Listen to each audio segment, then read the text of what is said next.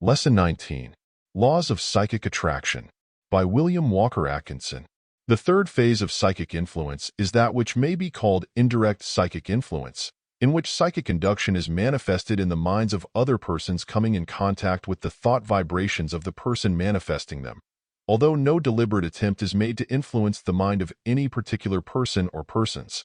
Closely connected with and involved in this phase of psychic influence is that which is called the psychic law of attraction. So closely are these two connected that I shall consider them together in this lesson. The fundamental principle of this phase of psychic influence is the well-known psychic fact that mental and emotional states not only induce similar vibrations in those who are similar attuned on the psychic vibratory scale, but also tend to attract and draw to the person other persons who are vibrating along similar lines, and also tend to repel those who are vibrating in an opposing note or scale of psychic vibration. In the preceding lessons, I have shown you how by induction we tend to arouse in others mental and emotional states similar to our own. But there is a law in effect here, which must be noted if you wish to thoroughly understand this phase of psychic influences. Omitting all technical explanations and getting right down to the heart of the phenomenon, I would say that the general principle is this. Psychic induction is difficult in proportion to the opposing quality of the characteristic mental and emotional states of the person affected, and easy in proportion to the harmonious quality thereof. That is to say, in plain words, that if a person's habitual thought and emotions are along the same lines that you are trying to induce in him, you will find it easy to induce the same in him. If, on the contrary, they are of an opposing nature, then you will find it difficult to so influence him. The many degrees of agreement and difference in the psychic vibrations of persons constitute a scale of comparative response to any particular form of mental or emotional vibrations. It is hard to change the spots of a leopard or the skin of an Ethiopian, as we are told on ancient authority.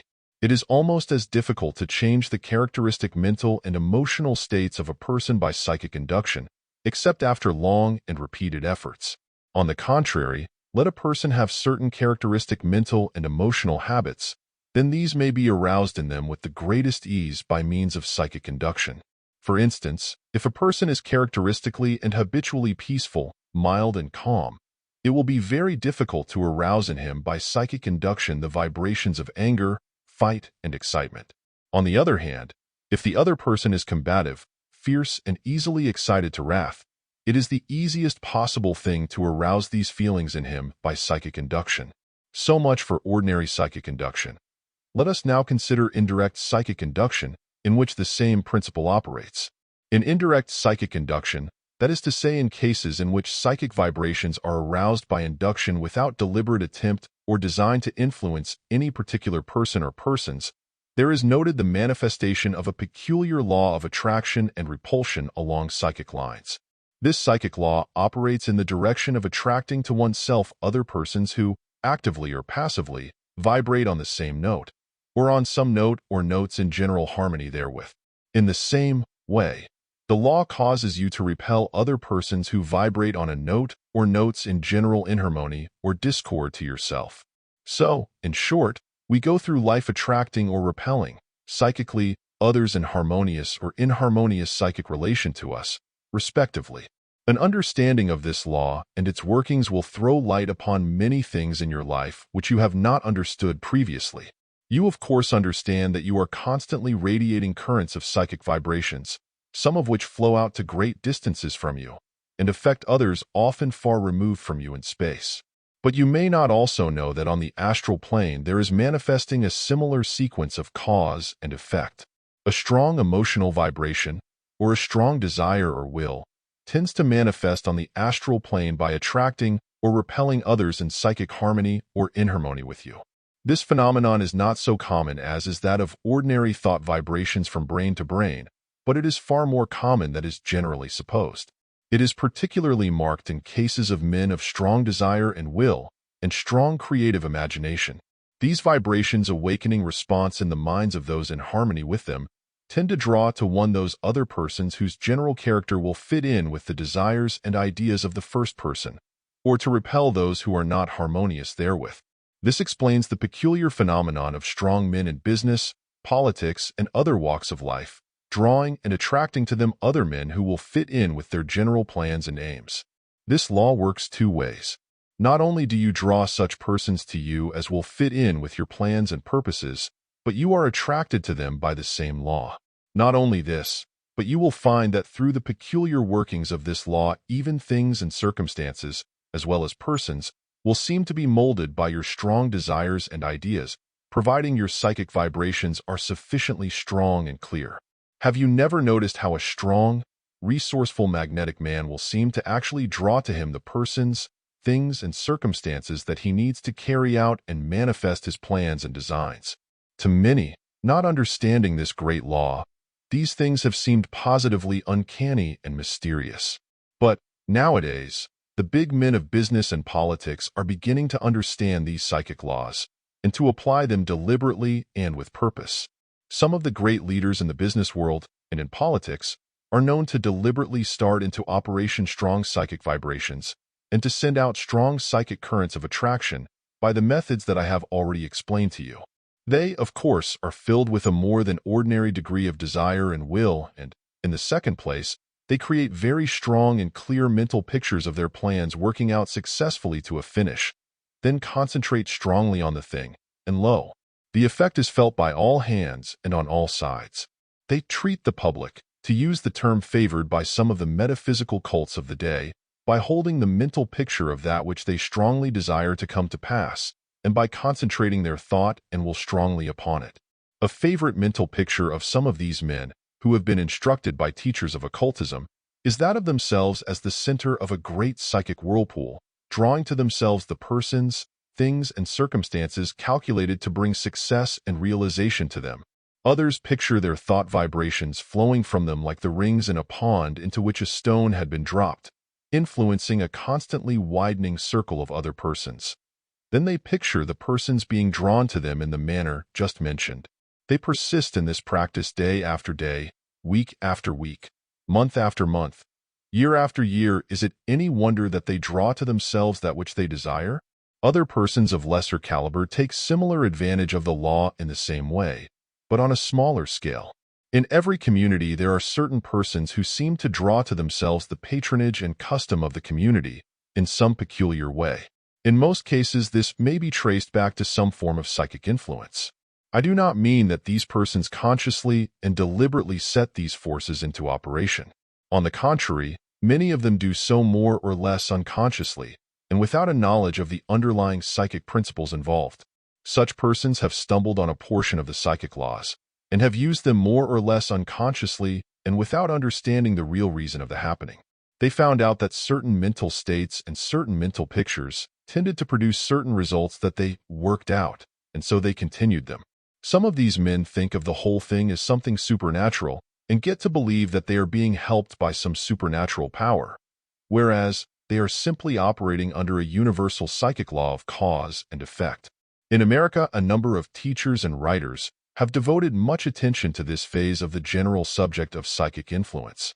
Cults have been formed upon this general basis, the main idea of their followers being that of attracting financial and other success by means of this phase of psychic force. One of the leading writers along this line says, "An individual who has cultivated the faculty of concentration and has acquired the art of creating sharp, clear, strong, mental images, and who when engaged in an undertaking will so charge his mind with the idea of success, will be bound to become an attracting center. And if such an individual will keep his mental picture ever in his mind, even though it be in the background of his mind, when he is attending to the details and planning of his affairs, if he will give his mental picture a prominent place in his mental gallery, taking a frequent glance at it, and using his will upon it to create new scenes of actual success, he will create for himself a center of radiating thought that will surely be felt by those coming within its field of influence. Such a man frequently sees people as coming to him and his enterprises, and as falling in line with his plans. He mentally sees money flowing into him, and all of his plans working out right. In short, he mentally imagines each step of his plans a little ahead of the time for their execution, and he concentrates forcibly and earnestly upon them. It is astonishing to witness how events, people, circumstances, and things seem to move in place in actual life, as if urged by some mighty power to serve to materialize the conditions so imaged in the mind of the man. But, understand, there must be active mental effort behind the imaging. Daydreamers do not materialize thought, they merely dissipate energy. The man who converts thought in activity and material being throws energy into the task and puts forth his willpower through the pictured image. Without the rays of the will, there will be no picture projected, no matter how beautifully the imagination has projected it. Thought pictured in mental images and then vitalized by the force of the desire and will tend to objectify themselves into material being. The student will be interested in reading and hearing the various theories and explanations given by different writers and teachers to account for the phenomena of psychic influence.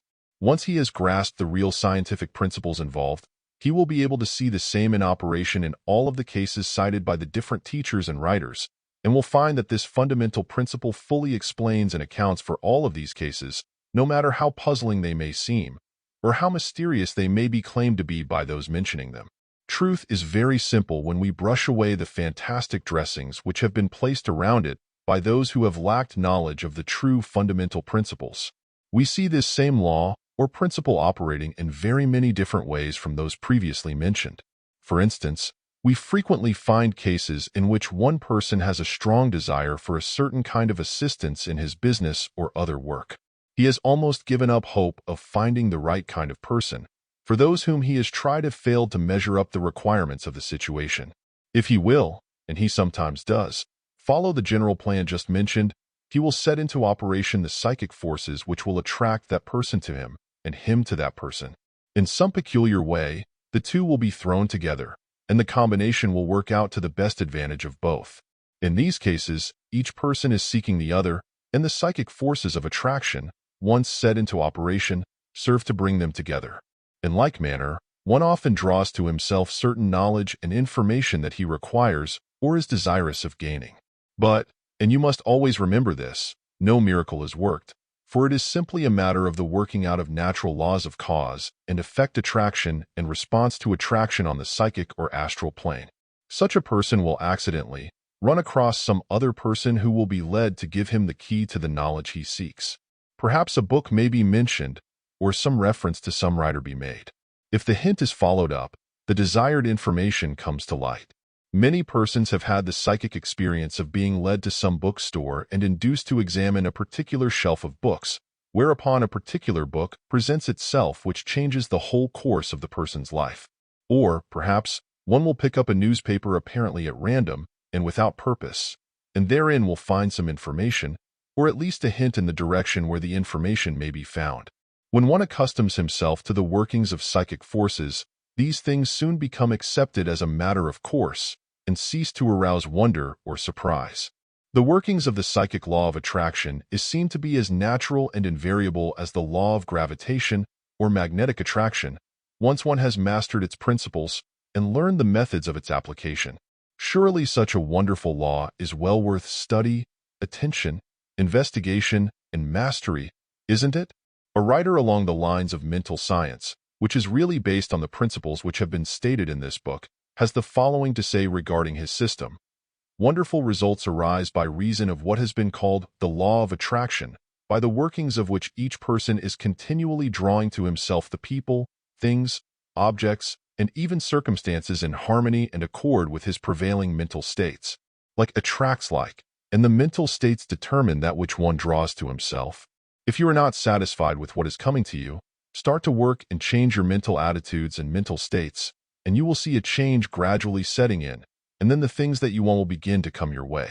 A most important fact about the effect of mental vibrations upon people lies in the principle that one is more affected by vibrations in harmony with his own accustomed feelings and mental states than by those of an opposite nature.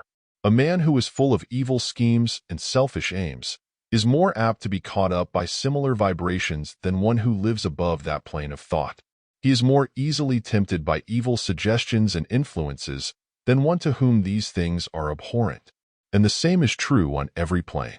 A man whose mental attitude is one of confidence and fearlessness is not apt to be affected by vibrations of a negative, pessimistic, gloomy nature, and vice versa.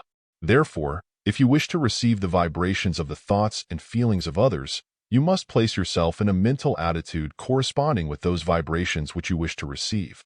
And if you wish to avoid vibrations of a certain kind, The best way is to rise above them in your own mind, and to cultivate the mental states opposite them. The positive always overcomes the negative, and optimistic mental states are always positive to pessimistic mental states. Another writer on and practitioner of mental science in America several years ago explained her theory and practice by means of the term correlation of thoughts and things. She held that when one thought positively, clearly, and forcibly of a thing, he related himself to that thing, and tended to attract it to him, and to be attracted toward it.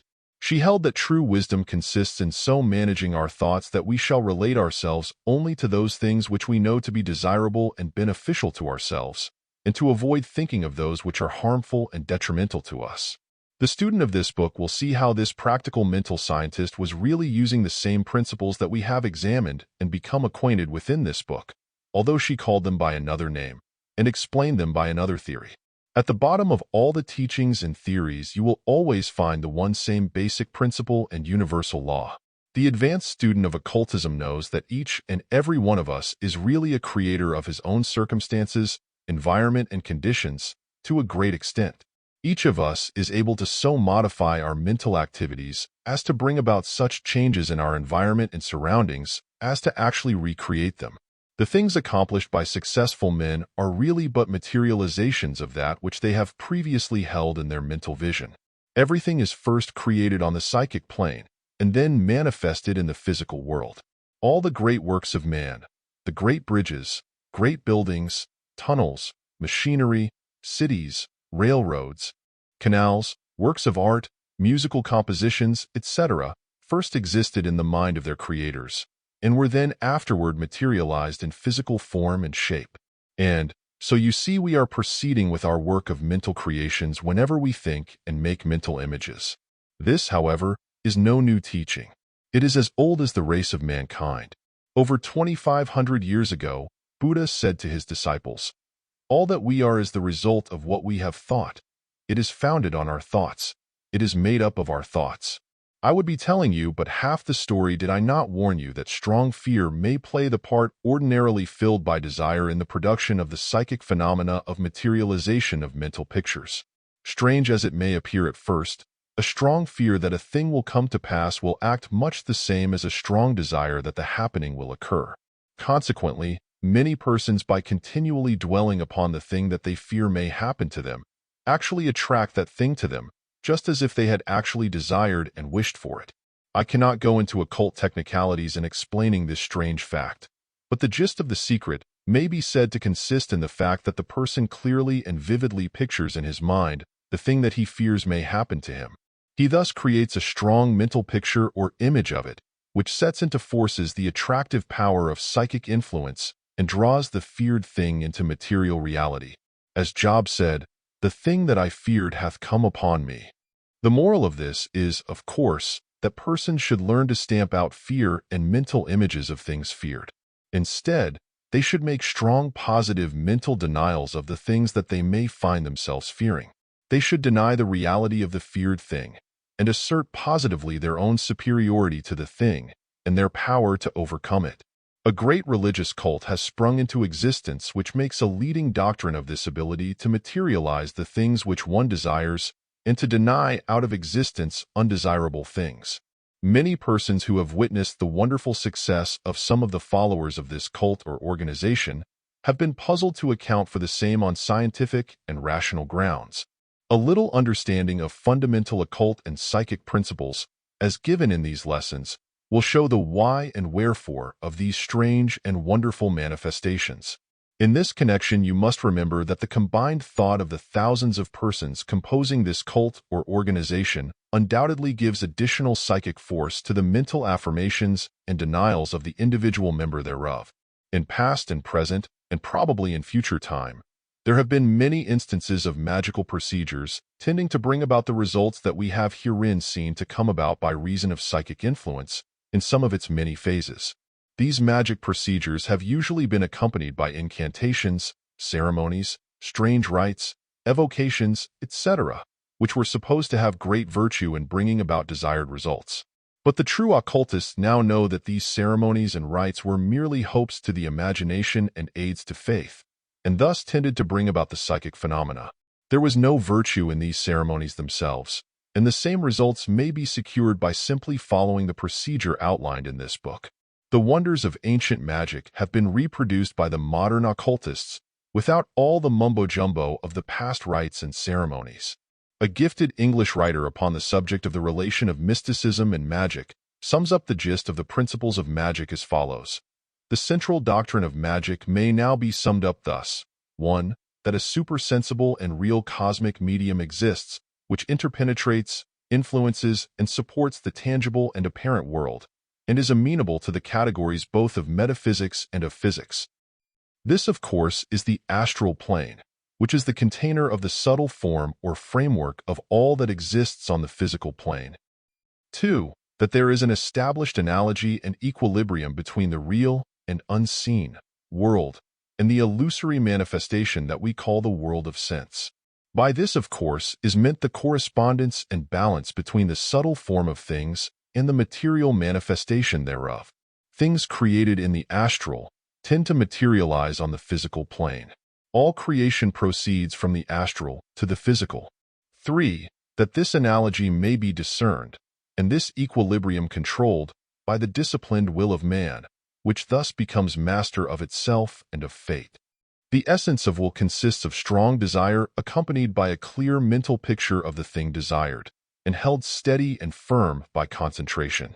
So you see by reference to the above very clear statement of the central doctrine of magic and my explanations thereof, that in these lessons you have been taught the very essence of the wonderful, mysterious ancient magic and its modern counterpart. As for the various rites and ceremonies, as I have said, these are mere symbols and aids to mental imaging and concentration. As an eminent occultist once said, ceremonies being but artificial methods of creating certain habits of the will, they cease to be necessary when these habits have become fixed. The master of occultism sees ceremonies, rites, and ritual as but the playthings of the kindergarten scholar, useful and important so far as they go, but serving merely to teach the scholar, sooner or later, that he may proceed without them. In this chapter, one have condensed enough information to fill a whole book. I trust that you will study it carefully and not miss its main points. End of lesson.